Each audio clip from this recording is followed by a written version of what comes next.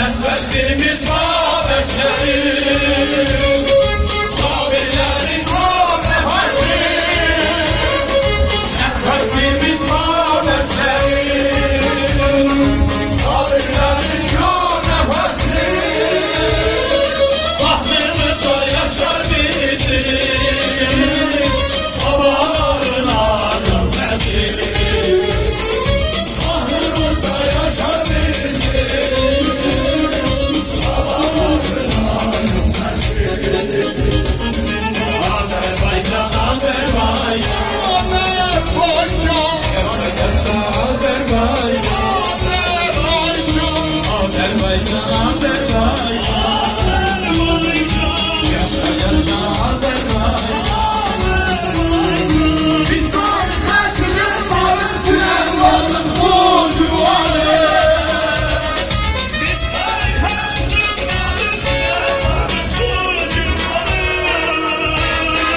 biz geçmişe güvenerek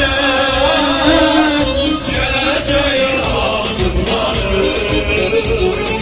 Biz geçmişe güvenerek geleceğe adımları.